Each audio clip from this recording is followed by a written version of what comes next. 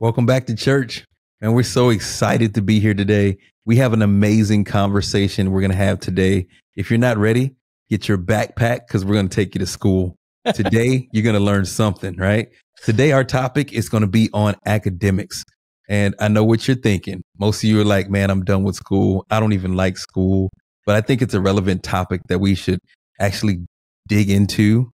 And we have the privilege of having our very own professor, on this podcast. So we definitely gonna get some school today. Jason, talk to us about academics, man. Kick this thing off. Yeah, for today, Professor Fowler reporting to class. Let's go. So I actually loved how you started out where you kind of said what everybody thinks, and I think culturally has become a thing where, oh man, school, like it's for a lot of people, it's just this thing that's like, I have to do it. Yeah. My parents send me to it. I can't escape it. Boy, I can't wait to get out and go home or go to practice after school. Yeah. I can't wait to do anything else. And Good. I actually think that's heartbreaking a little bit. Mm-hmm. And I think that has something to do with the culture that we have in academia around academics. And for today's episode, I'm actually going to challenge and encourage the current state of academics. So, all right. For those that don't know, let's give a little background. So when you're talking about academics, everybody just thinks of school, right? But way back before Jesus, BC, was the first academy. And that was 385 BC. So hundreds of years, even before Jesus's time, Plato started the first academy. So Plato kind of helped establish the definition. And so there's a Greek word that is associated with academia and academics. And I'm going to massacre the pronunciation. So anybody that knows Greek, feel free to put in the comments how you actually pronounce it. It's akapimkos. And essentially what that was coming from the school of Plato. And that's basically, that was it. That was the kind of beginning of the academy and academics was Plato's philosophy for learning and engaging. And that's the part I want to challenge everybody on today. So what does that look like to be in Plato's school under his philosophy of like politics or education? So he believed in two facets of learning and academics. One was the dialectic. So it was essentially a dialectic was a discussion where you would stack insights on top of each other. So I know something about basketball, and then you bring something that you know about basketball, and all of a sudden, both of our collective knowledges about basketball, our intellect in regards to basketball, just improved. It just grew, even if it's in challenging one another. Right. So if I know something about basketball and you challenge it, to say that I know something is to say that I think I've established a truth about it. And so you bring something that might be a contradiction. And let's say it is. It will either help shape the truth that I know and change it, or it will help strengthen it and maybe change the truth that you have. But that was the other goal, was to remain in conversation. So dialectic discussion and maintain cognitive optimism. And what does that mean? So I wrote that down. It was attaching truth and attaining it, right? Like growing in truth together for rational and virtuous order of human affairs. So what does that sum up? Basically, he wanted people to discuss things rationally, honestly, and truthfully, but with optimism and care for each other to create virtuous order for human affairs, right? Virtuous order seemed really important to me. So what that was talking to each other. It was discussing the knowledge you had gained, and it was a care and compassion for other people's point of view on something that they might be wrong about. They might have 98% of it wrong, but what if they have 2% that you can add to kind of your quiver of arrows, right? This knowledge that you're gaining this skill set that you're having, right? Mm-hmm. What if someone could bring something valuable to what you know? Well, the way to stop that from happening, which is not what Plato would have wanted, the way to stop that is stop people from talking. And I think in the current academic setting, political setting, whatever it is, we have gone far from what Plato would have intended. Mm. And instead of talking, we attack. Mm. Or let's say it this way, at the very least, we talk at instead of talking with. And so that was my first point about academics is when I approach just, and for what it's worth, by the way, like understanding that there are many professors in the world, many teachers of different styles. When I approach teaching in the classroom, and I teach graphic design specifically, so I know there's, for some people, a collective eye roll about the academic, intensity or rigor involved in graphic design. I get it. But what I want to do is, one, help my students understand the value of design, the value of designing things, kind of the order of the world, not to put too fine a point on it.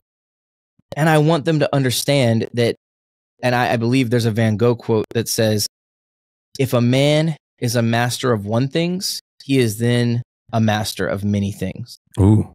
So if you can master one thing and really learn it and really understand the ins and outs, what it does is open up your world to other things because all of it's interconnected. And I think Plato understood that. We know that God understands that in the way he designed things. We know that Jesus understood that because he was about bringing people together and bringing ideas together. He never had to force you to believe, right? It was, I'm teaching. I'm on the mount and I'm teaching to you, not at you. So there's a distinct difference between talking at someone and talking to someone. Both, I'm standing in front of you and I'm speaking. Like volume is emanating from my person, right? But in one, I feel like I'm able to hear what I'm saying and what you're saying when I'm talking to you. Intimacy, right? In those conversations, that kind of like we are intertwined in this conversation right now. I'm talking to you, with you, if you will, versus talking at you. And when I'm talking at you, and by the way, there are moments where this is valuable. Like if I'm a coach and I need to relay a play to the field, if you are walking out into traffic and I need you to stop, that's not a conversation that we need to have. I need you to stop. And so there's a time where you're talking at the situation. Because I don't think you're ever talking at the person. Usually when you're talking at someone, there is something that needs to change about the situation that they are involved in.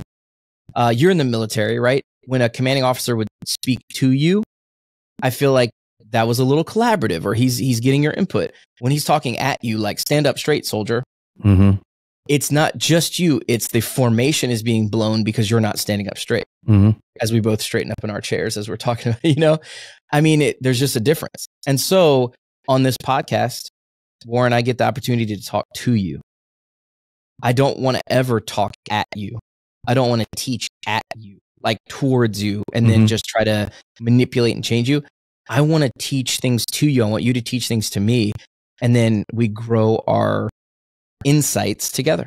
And I think that's the Platonic model of academics. And so I think we've lost a little bit of that. And I think that is why, as far as I understand it, I wasn't there, but in Greek times, you would have people crowding the plaza where Plato would be. You'd have people coming to the academy that he coined and built. And by the way, all academies and universities in Europe, and historians have talked about this, they're based on that model, that first academy established in Greece by Plato. I really think that the value sometimes, the further we got away from that, like I mentioned, people were coming to the plaza, and you mentioned, and jokingly, but I think it's a thread of truth in it. People seem to be running from school. They're running away. And why? Because in one, you were engaged. And by the way, you were important to the conversation. You brought ideas in Plato's model. In our current academic system, we have, it's only valuable sometimes to the people that are teaching and talking at you. Mm. They're able to show how smart they are. They're able to show they're an expert. And the saddest part to me is in some classrooms, students are not able or allowed to question what is being taught at them. So there's no discussion. There is no dialectic. And I would say this, there's no cognitive optimism. There's no virtue being sought. There is no rationale being sought. It is, I'm going to say things and you will hear them and you can believe them or not, but I know that I'm right. And I think that may be the least healthy form of professing. So what say you? What are your thoughts on academics? I know I just unloaded like a humongous treasure trove. Yeah. So Professor I want to make is this in the house. Yeah. I want to make it a dialectic instead of me just talking at you. I mean, that was a great example. That was number one, a great lesson of kind of like the foundation of academics. Like, where did it start? What was the initial purpose? And kind of like where we are having issues in today's, society of academics, Sure. right? And so for me, right, when I think of academics, right, I normally think academies, universities, schools, right? That's kind of like, because these are organized places of higher learning or learning, period, right? Right. But I think academic, it goes beyond the walls of the schoolhouse. It goes beyond the walls of, I think there's great academics happening in churches. There's academics happening even in business, in companies, where they have developed their own programs and they're kind of pushing people through that level of learning. Me, I love to learn. Like I'll be a lifelong learner because I love to learn things. And for me, I had an experience on my college journey. I'm kind of still in it, Dr. Brown soon, Hey, so, now come on. I had an experience in my beginning stages of college. I was in the Navy and I took a course. I was actually stationed in Hawaii. And this course changed the course of my life and how I learned, right? It was a world religion course. And I was like, this is a shoe-in. World religion, let's go. Yeah. And I think I just saw religion and was like, yeah, I got this. I forgot the world part. And there was a Catholic nun who taught this course. And she said in her first class, she said, we will meet in this classroom today and we'll meet again for the final in this classroom. Wow. All other classes will meet somewhere else. I didn't even know what I was getting into. And That's so cool. That is so cool. Every class, she would email us a different place to meet up. And so she taught us world religion by taking us to churches, cathedrals, like stuff I'd never experienced before, like walking through Buddhist temples and just walking through different churches and Methodists and Lutheran. And I was just like blown away because she immersed us into the experience. Like we attended services and I was just like, wow. So I remember that experience and I kind of remember almost everything she taught because of the way she taught it. And I was like, man, I think I fell in love with academia just because of her approach to teaching. And I was like, man, I need to be a professor one day. This is some good stuff, right? Yeah. I feel like if you don't have an experience that you can draw from of an academic setting where you really like immersed yourself into the material, like if learning has always been a difficult task for you, I would push you into the field of you just haven't found that one experience of the way that you learn, of how you like take in material. And so I think that today we have paper milled and just kind of streamlined what we think learning is. Learning is a process. We all don't do it the same. Right. We've taken the tool that we've used to measure how you've learned, and we've kind of like, we prepare people for that and we think we've taught them something. So basically we have exams, we have papers, we have projects. This is how it's graded that you have learned. A teacher, professor, principal, they have to have a tool to measure like how much you started here and you're here now. That's how they judge how your 8-week or 16-week experience, which you've learned, right? And so I feel like a lot of what academia is now is we teach the test, or we teach the project, or we teach the paper, right? And if you can do the paper, you've learned it. That's definitely, I found in the case that I've written some amazing papers and walked away from the class and been like, man, I'm glad it's over. What did I learn? I learned my margins. Ooh. I learned how to use paraphrasing tools. I've learned how to, I've learned how to put a paper together, but the content, right? The content of what I really wanted out of that, I didn't get. I got the grade, but I didn't get the knowledge, right? So I think that today is kind of based around proving that you've learned instead of actually learning. I think grades can be contradictory to the goal of learning. And you probably have a whole different perspective. I think they're necessary, right? But in something that you really want to learn, there really is no grades. The greatest things I've learned, there was no one grading me. I wanted the information. I needed it for my life. Like when I read the Bible or study the Word of God, there's no test. There's no grades. You know what? It's me applying what I've learned to my life and being able to help other people with what the Word of God says. And so to me, that's the true definition of learning. But I believe that today, that when you really want to get the information, it takes a very special student to dig in past what they are required to do to get really what they came for. And it's kind of like some people get more out of their academic experience than others. Some people get the degree, but they don't get the knowledge, or they get partial knowledge. And some people take full advantage. I'm a full advantage type of person. So that's kind of my connection to it. But I also feel like every single conversation and debate that you have in life, this is so important why you surround yourself around godly people, wise people, because you're learning.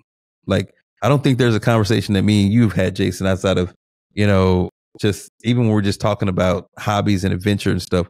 I'm learning. Like, you're bringing your experiences, I'm bringing my experiences. And I'm like, whoa, I need to do that. I've never done that before. And you're like, whoa, I've never experienced that. And so it's also a part of, you don't think that, oh my God, that's academia. But I'm like, look who I'm talking to. I'm talking to a world-renowned professor right here. Who's he talking to? He's talking to a war hero, Master Chief, blah, blah, blah, whatever I've done in my. So we bring those collectively and we swap knowledge. Like, whoa, and that could be more, you can kind of get more out of several conversations than you could really get out of a structured class, depending on how much you really value the information. And so I'm kind of like, I'm with you that most of the time when we say academia, we think of school. Most people think of punishment, I mean, kinda. Most people think of, like you said it, I got to do this, right? This is terrible, right? You don't really think of growing your knowledge base, becoming better, because I believe that's really what academia does to you. I did a portion of my college via correspondence courses, speaking my age here, which is like they send you a packet and they tell you, read this book, take this quiz, you write this paper. It's all a packet of paper. I've done a lot of online stuff because of my military background. And then just recently, over the last 5 years, I actually attended university, like a college student. And those are 3 different experiences. I can tell you that the university experience is something that is so valuable. It's a different, I got nothing against online school. It's not my cup of tea. And it's online school, right? It's online college, right? But there's a different level of challenge that you get from sitting in a professor's class. It's a different level of challenge you get from being on campus, that I think makes you a better and more, it does something to your personality. It does something to your ability to execute, because online, you kind of control the environment. On campus, you don't control the environment. You get in where you fit in, and you're dealing with people, you're dealing with professors, and there's really no office hours online. I mean, there's the chat or whatever. I think too, online, it's like in the least healthy sense, you can hide. You can hide from your professors. And I've seen some of that. So teaching through, teaching through COVID a little bit. I saw a lot of that where you're just kind of ducking and dodging, you're hiding, and you're hoping to just pass the class because Mhm.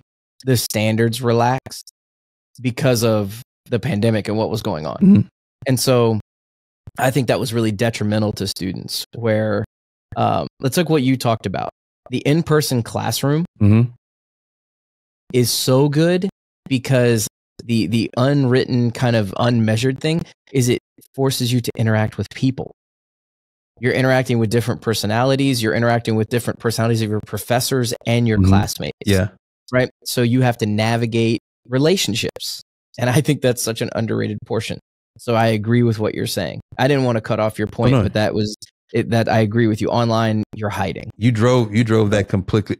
You drove that completely home because what I learned being I don't know what they call it, advanced student, adult student, whatever. Being on campus, Elderly? You're an elderly what do you student? elderly? What do you want to call it, right? Geriatric student? Whatever, No. geriatric student, whatever. Being on campus, right? And I went to ODU. Let's go Monarchs. Hey, right? shout out. And so I'm in the classroom in most of my classes. I am the oldest person there. I mean, I'm retired Navy Master Chief. I've traveled the world. I have led people this age for the last 10, 15 years. And now I'm sitting in a classroom on the same playing field as them, right? But you're navigating the relationships. You're navigating, and you get to experience how the conversations we would have in class when the professor would give a lecture, and then we dig off, and then you would see how other people would ask their questions, and it's just an experience that you're like, wow, like it really opens your mind to not just how you think, but how other people think and how they experience the same stuff you just heard, and you're like, I didn't get that, right? And so it just helps you kind of relate to people. But here's a piece that and this is what it really inspires me to chase after being a bigger part of academia, is the professors. Like, I don't know where they get these people from, but I know there's bad professors out there, right? I've had maybe one or two. I think they were more distracted. Maybe it was their research or whatever. But I've had professors who they teach, maybe 2-3 classes a semester, and they really pour into their students. It's not just the grades they give you, but it's the advice they give you, the push they give you, the kind of the critiques of, it's not just, hey, maybe you should do this with your paper. And maybe you should go a little deeper. Tell me what you really think about it. Just don't tell me what you think I want to hear. Type of things that apply to life and just the direction. I've had professors offer me internships, and I have professors ask me, like, are you sure you want to go down this pathway? They give some insight to how you are as a student, to how you can be as a professional. And so I don't think that exists online. I don't think that exists in, paper milling your degree. I think you get a broader range of experience actually immersing yourself into academia. And I believe that people shortchange themselves when they try to do that and do this at the same time. I think that if you don't set aside that time to really get educated, you're really just looking for a piece of paper that validates that you can read, write, and commit yourself to something. That's what a degree really says. Yes. Right.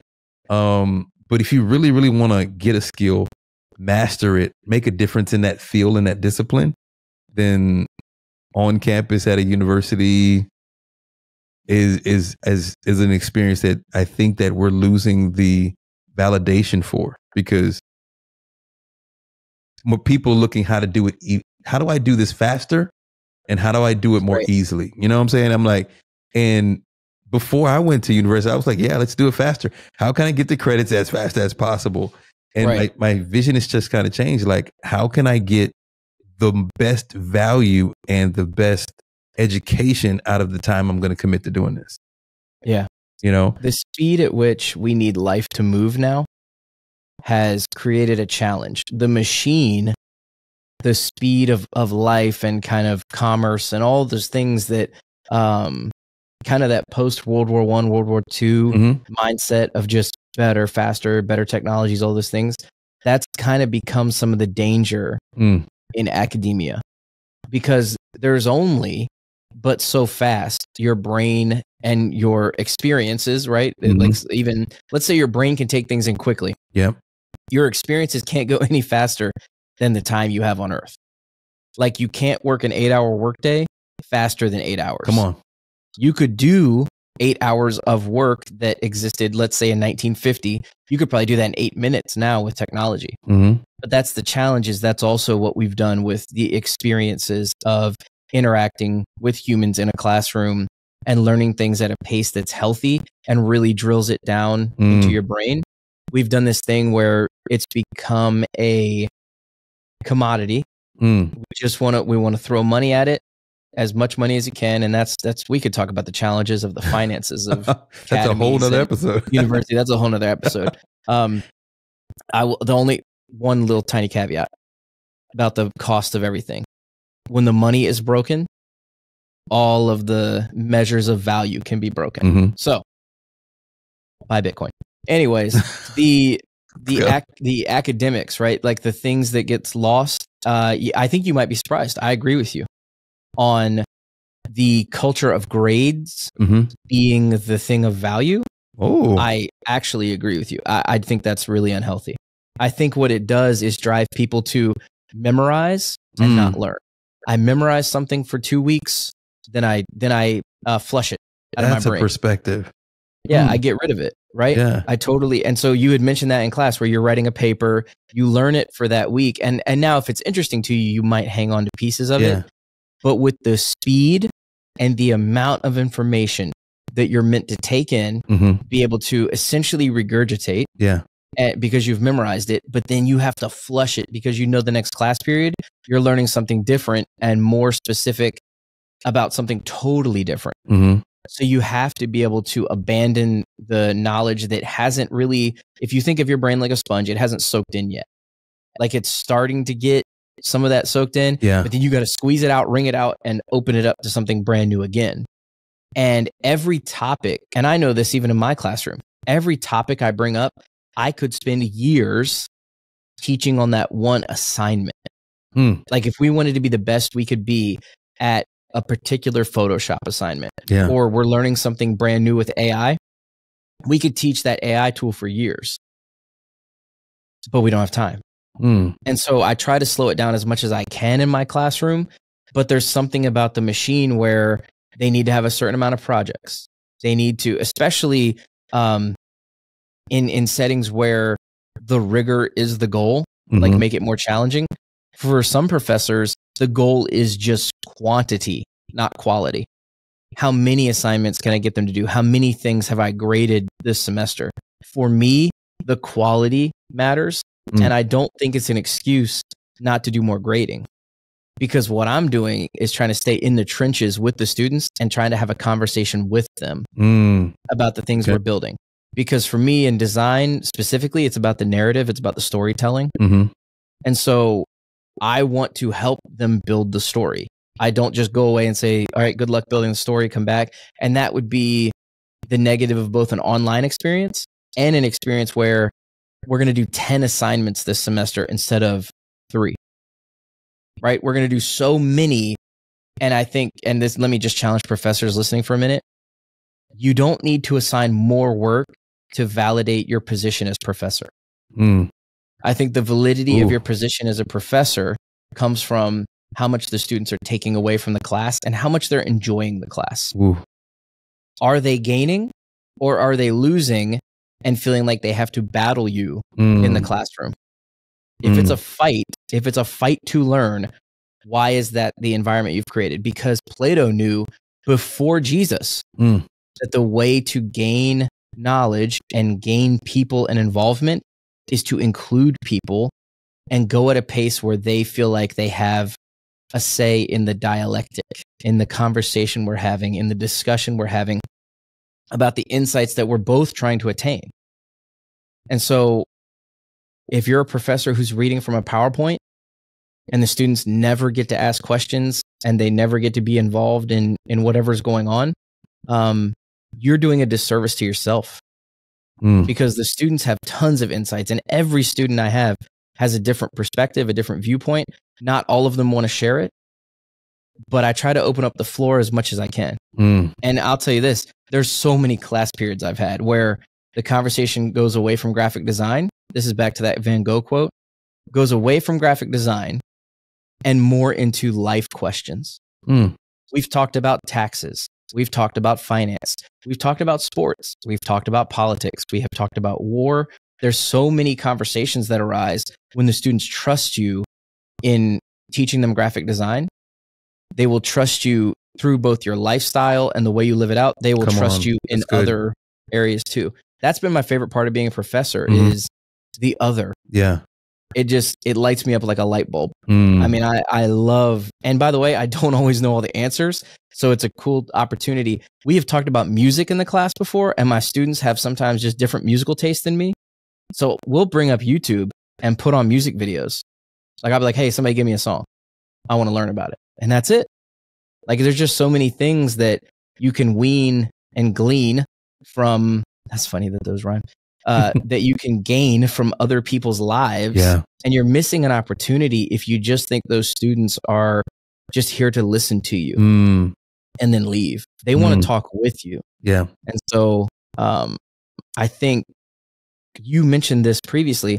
That's the biggest challenge with academia for me is it turns it into, instead of being a knowledge gain, it turns into a proving of stamina. How much stamina do you have? How much work can you put up with? How many extracurriculars can you do? By the way, everyone that does a lot of things knows the more things you do, the less time you have to get excellent at those things. Yeah. And so I think the highest achievers on earth, and I've heard this recently, they lean into one thing at the detriment of other things. What we ask students to do is be an expert in biology and math and graphic design and business all in the same semester. And so that's very strange. Like it's a very weird model. The liberal arts model, which I'm a part of, and I'm about staying in it and making it better. I'm not about just berating it, railing against it, and then taking money from it. Because I totally understand the irony of that my lifestyle, that my financial provision comes from this area that sound like I'm being critical of. I think the challenge of that is I am part of the dialectic where I'm discussing and seeing weaknesses so we can make it better. Yeah. And I hope fellow academics can hear that from me. Like in the truest sense of academia, let's make sure we talk about those things. Yeah. And the challenges where we see students failing, or not literally failing as in terms of a F grade, but just not succeeding, not feeling engaged, not wanting to go to school. You should want to go learn from new and interesting people. What if everybody saw school like their favorite podcast? You listen to a podcast, and by the way, I understand the irony of us being on a podcast, but I listen to all types of podcasts. Yeah. And I think of them as different classes in terms of, some of them deal with science. I love podcast hosts like a Joe Rogan, a Lex Friedman. I'm doing a disservice because I can't just name all the people that I enjoy. I like Tucker Carlson will bring people on. I like listening to Logan Paul and Impulsive sometimes. Like it's just different personalities, different people, and you can learn something from all of them, even if you disagree. Even if some of them are going to challenge you in certain ways, you can learn from those people and become part of the discussion. So, Warren, I actually think I agree with you more than you would have thought, because I love the truer sense. And I think that's why I gave a little bit of that history lesson at the beginning. I love the true sense of academia because it's really about relationship. Yeah. And so learning together instead of just one person teaching and the other people scrolling their phone, like looking at, and I think we could go into massive rabbit holes about distraction, right? In Greco-Roman times, they did not have a lot of cell service. So not a lot of iPhones around, obviously. That's the crux of what I'm getting at a little bit. The speed of information, the machine we have created is really cool in a lot of areas. But it's almost like academics and academia don't have the opportunity to go at a pace that would be necessary for that sponge to get full of information. We have to wring it out constantly because we're just moving at almost too fast a pace. And so if you're studying, if you're learning something new, you know that you'd rather learn at a pace that's healthy for you. And so as professors, I think the goal is help students achieve that. Set up an environment where they can talk to you, where you're not just standing at the pulpit and preaching. You know, there's a time and place for that. I think it's really, listen, it would be such a distraction at church if every person in a congregation could like raise their hand and ask questions. Yeah. For the whole service. Bible study. But in a class, yeah, exactly. But in a classroom setting, you're right. I want it to be more like a small group, a Bible study, where let's treat it like no matter how many students are in the classroom, I'll talk for 10 minutes, maybe, and then let's discuss. Or let's get to work in that graphic design sense. Let's build something, start building, and then let's have discussions about what you're building. So good. That's kind of my approach is let's gain knowledge, not prove stamina. So good. So Thanks, good. Man. You know, I'm Jason, worried. I like the angle you took there with just kind of like, I mean, that's real insightful. You don't really hear professional educators talk about, I think it's only the consumers, the students, right? They're like, the tests are getting in the way of me learning. like you know, isn't that funny?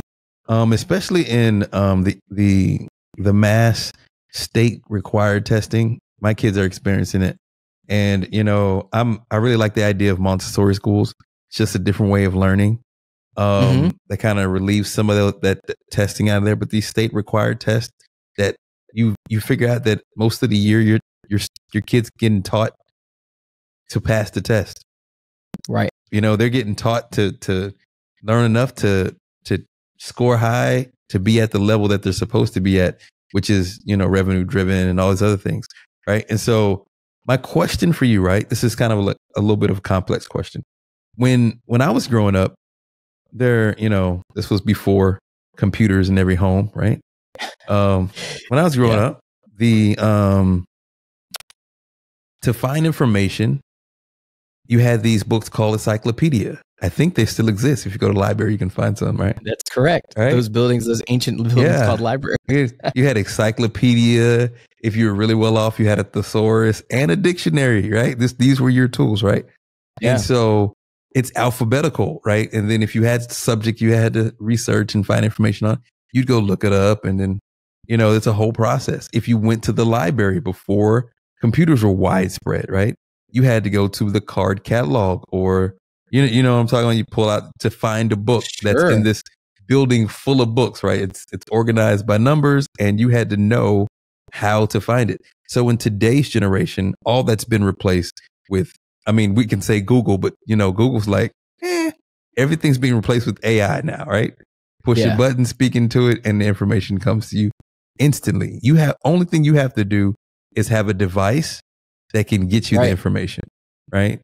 When back in the day, this was the device, right? The brain was the device that you used to get the information you had to. And so we've kind of transferred our brain power into something that's faster, right? And so my question to you is, do you feel like technology is ruining our ability to learn? Because it seems like every year, Samsung and Apple, they come out with the next edition of these pocket computers, these super smart things that hold all this. They get upgraded every year, but people have stopped upgrading themselves. Okay. Like, I think less people read books. I think less people, you know, do things that actually challenge them in learning. I think we've redefined learning into things that are easy, you know, like, I'll read a snippet or something, or we don't value to really put in the work to master a subject when we can just either pay for it, get it off Etsy, or, you know, it's so skill building and skill development, I believe, has kind of drawn down. So do you believe that technology has greatly affected our will? Because I think we still have the ability, our will, to commit to learning. And is that attributed to the decrease in people going to higher education? So for me, I liken this argument, and I don't think it's a bad one. I liken this argument to the metaphor I would use would be, I blame fast food for making people fat. So I do think fast food as an invention can make you fat. I do think advanced technologies and AI can make you lazy. The interesting challenge that we have, given the options in front of us, is as humans, God created us, we get to choose.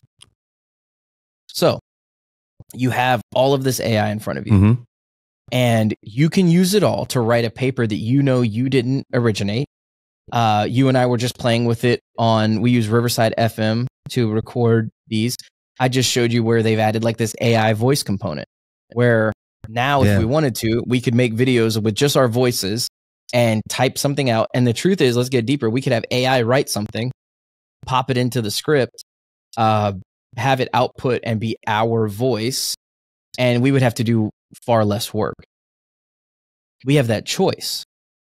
I also have the choice to only, and by the way, there was a time I did this, so I know it's not good, only eat double cheeseburgers from fill in your favorite fast food place.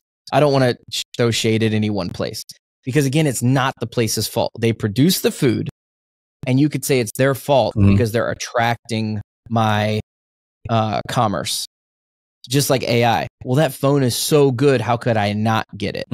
Well, you have a choice all the time. I think if we paint it with our Christian lens, like we're trying to do with all these topics, how could I not sin? It feels so good. It's kind of the same argument. Yeah. I'm not saying all technology is bad. I would never say I don't like technology. In fact, I really enjoy the advances that we have in technology. Yeah. With the caveat of, I do see that AI could present some dangers in the future if it gets to a place where it thinks humans are not valuable. If it's not programmed to understand human nature is valuable in its imperfection, those kind of things. Like, I do think, oh yeah, so you have like we got a little bug on the screen. Yeah. You good? Yeah. Yeah. Cool.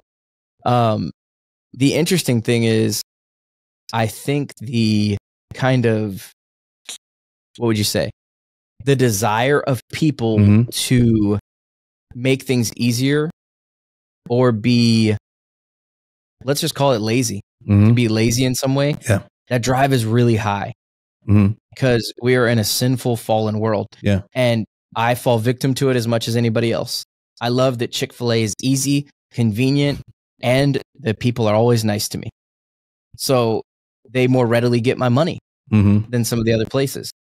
But would growing my own food in my backyard, raising my own cattle, and then cutting that up for beef, or raising my own pigs and making sure it's clean pork or chicken, those kind of things, like having my own farm, would that be healthier?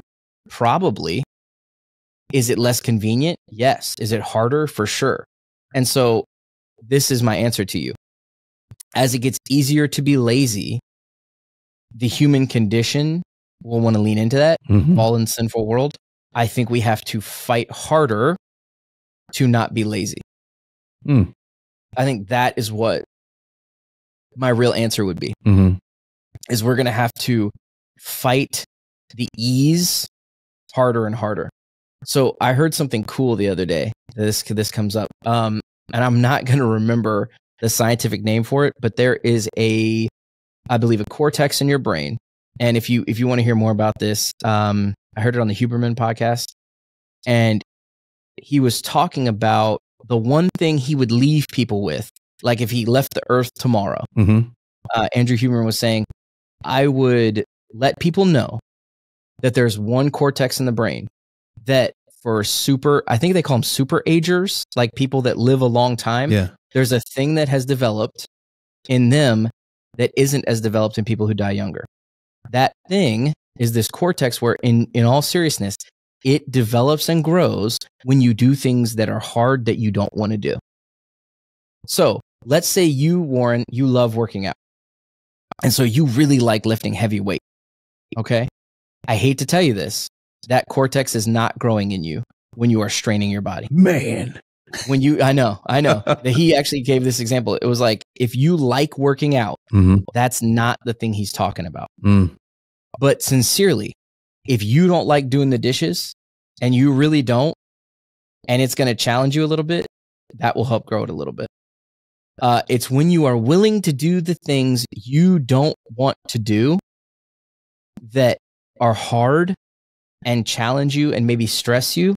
That is ironically what makes us live longer, right? That helps us grow. And so I thought that was a beautiful metaphor for what we go through, what helps us grow. And so you asked about AI and technology, right? Is that going to be this detriment that holds us back from learning? I would say if you let it. We have a choice all the time. Come on. Will fast food make you fat? Come on. Of course, if you let it. I mean, listen, can unhealthy relationships in our life take us away from God? Absolutely. If you let it. And so at no point do we lose free will. So there was a concentration camp prisoner, and I wish I could remember the name to give credit, but he survived it. And he said, no matter what happened, I realized something. I was always free because they could never stop me from thinking and praying. So no matter what somebody does to you, right? You have freedom. Now, what you do with it is your choice. And so that is my challenge to everyone is, as AI makes things easier, use it. Use it as a tool. But if it's making you lazier and making the storytelling you do in your graphic design, making the writing you do for your articles and books, making the audio that you put together kind of formulaic, and you're not adding your personality to it, the gift that God has given you, don't do that. Don't use it as 100%. Use it as just another tool in the 100% of the story you want to tell. Come on. Don't let it do all the work. I'm sure there are machines. I don't know what that my Hispanic side. There's machines out there. I'm sure there are machines, right, where if you put a log through it, it cuts it up in nice pieces, shaves the bark off and all that. But I guarantee if you go outside and cut the wood yourself, it will be of more benefit to you, but will stress you out, make you sweaty. You might get sunburn and bug bit. But at the end of the day, is that better for you? You have to decide. So I don't ever, my whole point is I don't want to ever defame technologies. I saw the other day a video where China put, no kidding, M16 on top of one of the Boston Dynamics style robots. That's like a super capable robot. To me, that's like, could be very scary. Like you see these robots and you're like, well, that's where we've gotten as society. Now these robot dogs that have no conscience, that will do whatever someone tells you, can now hit a target 30 or 40 yards away, 100% accuracy, because they use AI to pick the targets. And so that's the downside. But I think, again, we get to choose what to do with that as humans. And so I'm never a fatalist. I'm like, hey, guess what? If someday we have to push back and fight robot dogs to the bitter end, right? That's what I hope people take away from academics. I hope you take away from dialectic and discussion and learning is, are you maintaining cognitive optimism? Because when we lose that, what happens is the virtue, what was it? It was the rational and virtuous order and ordering of human affairs. So using robot dogs against each other, I would not call that a virtuous ordering of human affairs. And so if we could bring it back, and maybe I'm just an eternal optimist and I hope for the best and I don't ever not want to be, I'm a realist, but an optimist. As you see these things, it can only help to discuss. It can only help to build relationships with other people, because then you realize other people's value. So AI on its own is not stealing. This is a crazy thing to say out loud. It's not stealing anything from humanity that we're not letting it. Right? Fast food does zero damage to you, Warren. I don't know if you know this. You've mentioned this before on the pod. Oreos, they do zero damage to you. Zero. Until you put them in your mouth and eat them. Jason, right? Me talking to me. Skittles. Skittles can't do anything to you, right? If you don't eat them. The last piece of cake, it's allowed to get thrown away. In fact, I don't even have to make it.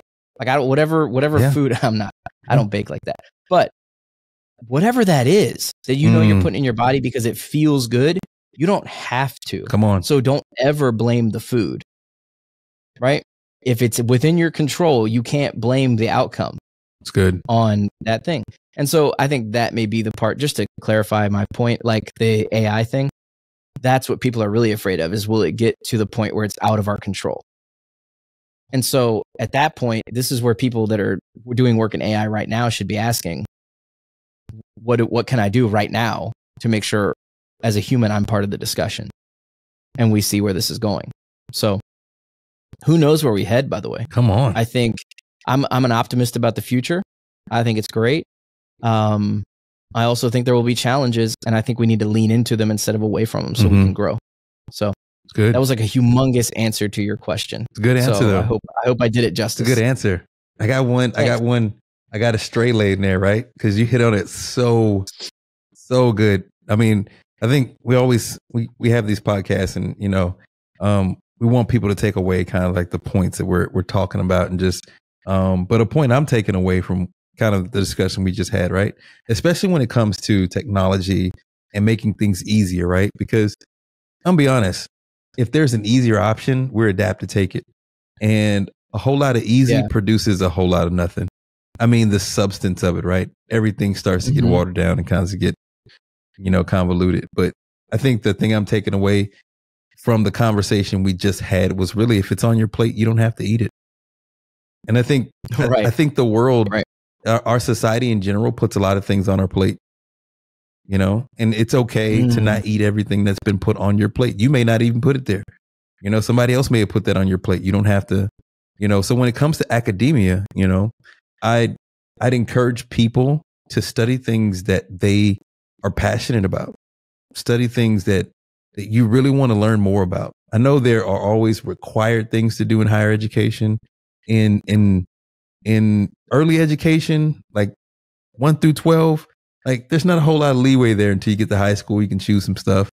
But beyond that, study something that you have passion about, right? I know people who are suffering through degrees because they're going into industries that are lucrative and they can't stand it. And I'm like, man, you're signing up for a life of pain. Yeah, but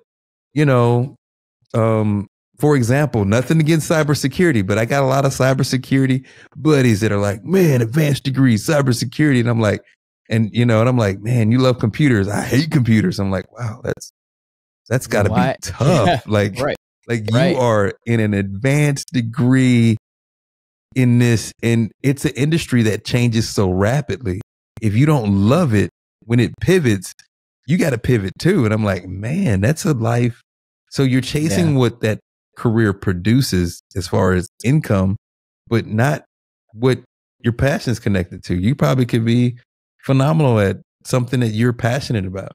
And so when it comes to academia, I believe part of success is being locked something that you really are connected to, something you really want to learn about. And so I think when you're in college, they make fun of you when you change your degree several times. Change it.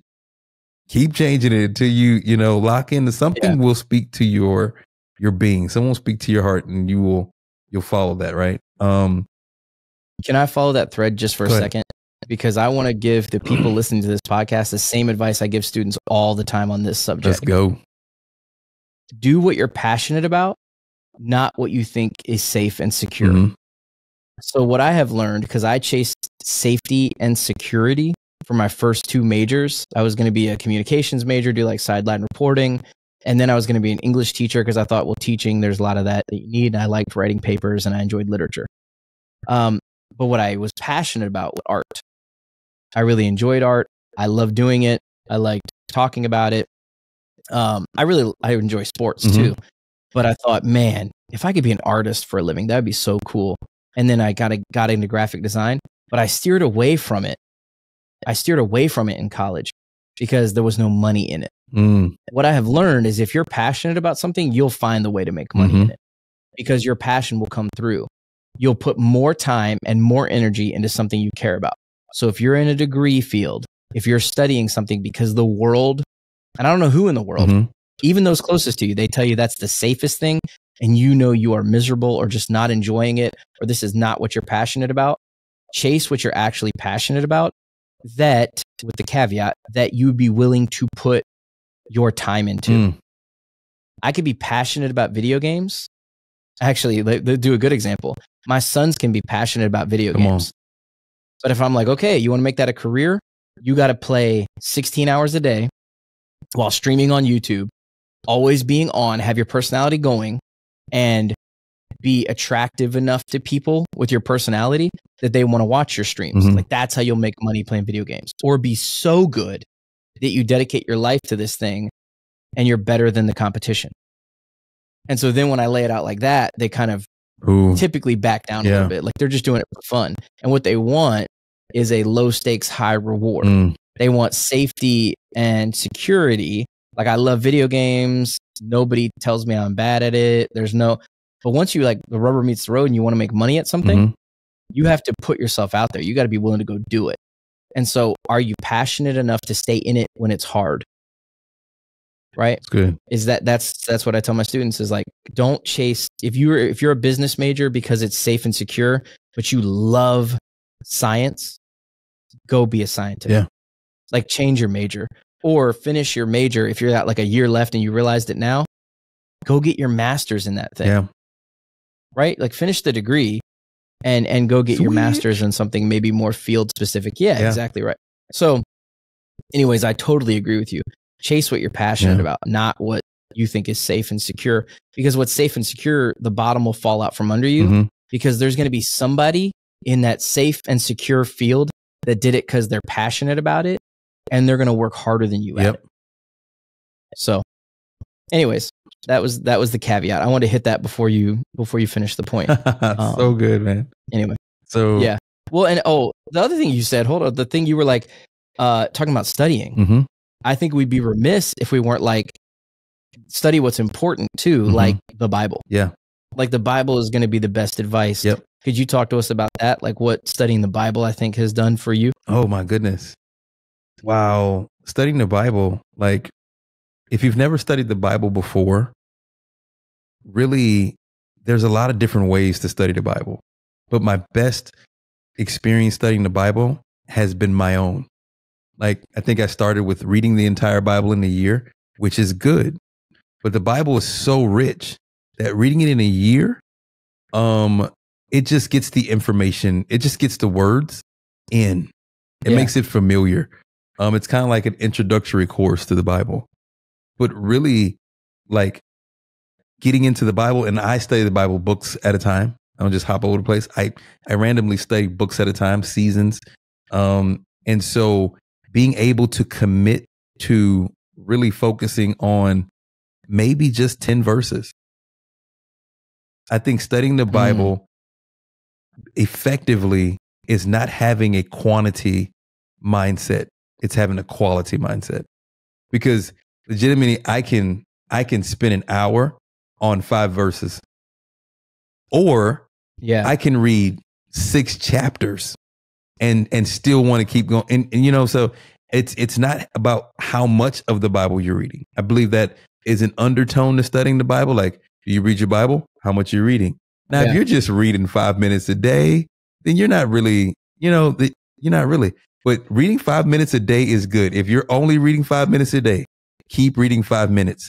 Something in that good point. Something in that process will happen that will take off. Because I was a 5-minute Bible reader a day. Like, let me check the box. Keep checking the box. Trust me. If you keep checking the box, God will do something amazing in your life. The Bible's just that good. Where one day you'll go to check the box and you'll be like, whoa, wait a minute. Yeah. This is the box. Like this is what's it, right?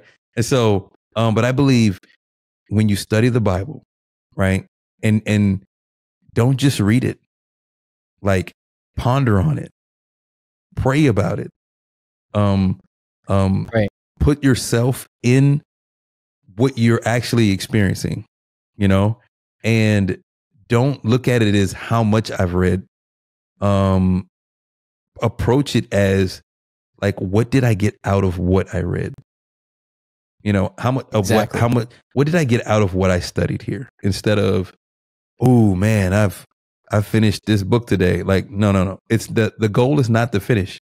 The goal is to get out of it what God wants to give you. And sometimes what he wants to give you, it's contained in a very small amount of verses.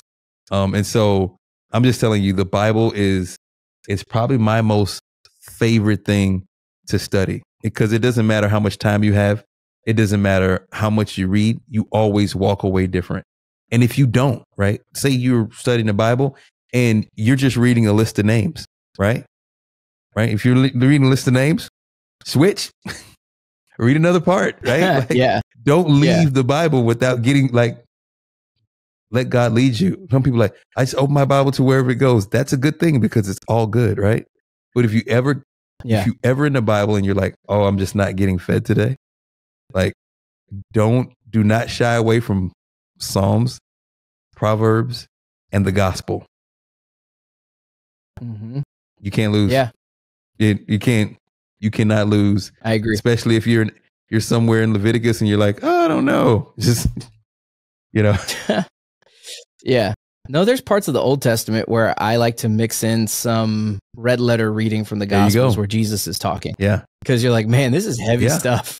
Like, it's important, but it's really real sometimes. And so it's good to mix in, like, oh yeah, Jesus did take care of some of this, some of the challenges they faced in Judges or in, Deuteronomy. Like, there's really some things that he did in Matthew, Mark, Luke, and John that changed the world. Oh yeah. So, and some things, like most of things. I love the Old Testament because, I mean, you'll be surprised everything that we experience. Like, people are like, oh my God, this is brand new. Like, nope, that's in the Bible.